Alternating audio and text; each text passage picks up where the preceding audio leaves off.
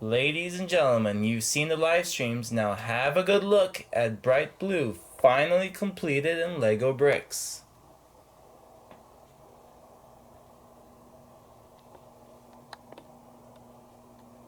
So the idea originally came out when the Brightline brand was announced.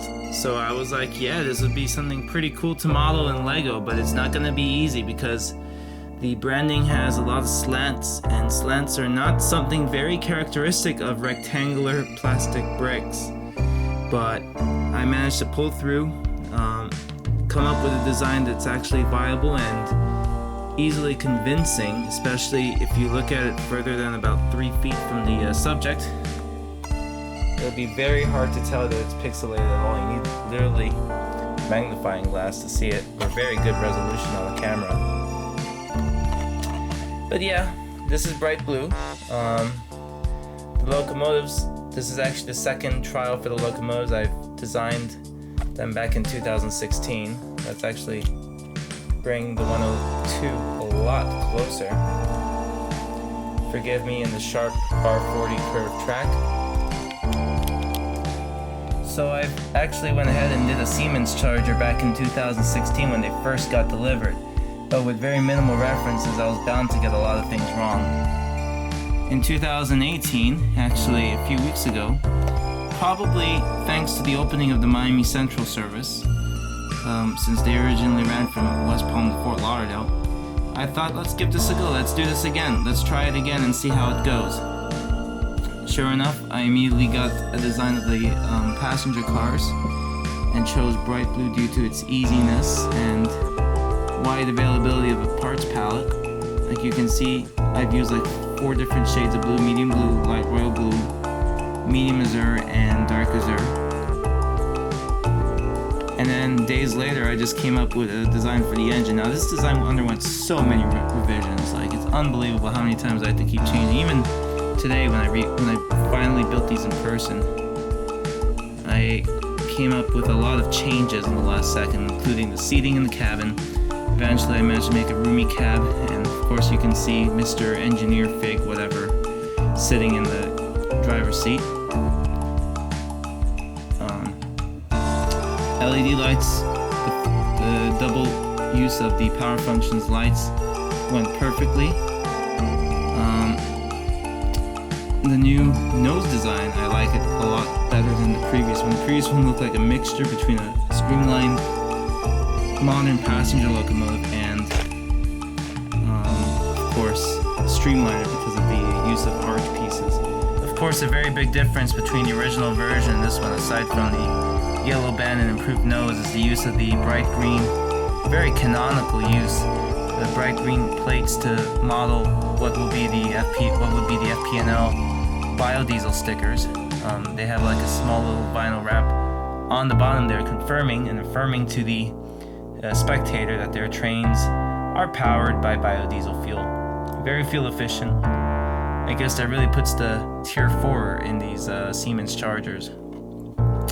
I also modified the X. I was supposed to have more yellow axles, and for some reason I just reduced the amount that I ordered down to 10, not realizing what kind of a stupid mistake that was. But I managed to make do. I used a half pin, half axle pieces to compensate for the ones that had to be there. So the design's a lot better, it's not as sloppy, it doesn't use any illegal techniques, so the only things that kind of push legalities is all the pieces in the nose here. But if LDD was able to model it, Lego Digital Designer, then it's probably legal anyway. I mean, they do a lot of fancy geometry with all the space fighters and whatever, all the action themes, so I mean, why can't you do it with trains? This engine looks like a spaceship, sort of. With its cosmic, very intergalactic. I like how Scale Trains calls their headquarters the intergalactic headquarters. Nose with these very sleek animal eyelid ditch lights.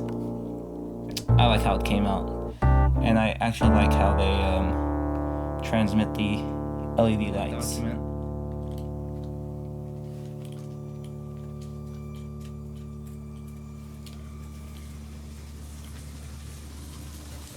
Let's do a slow pace run.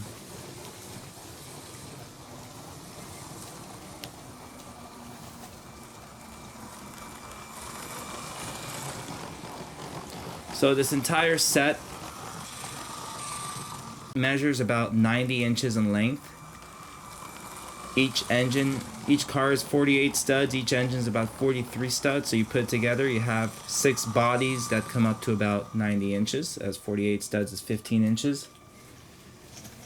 We're going to speed things up. Of course, as is expected with longer equipment, they do not like Lego's ridiculously tight R40s, where the radius is tighter than the actual length of the car. The whole car, the entire curve can fit inside the car by that technicality. So I guess I'm going to go ahead and invest in our 104s. And we have a derailment already. I guess it's like what happened in West Palm Beach at the running repair facility that one time.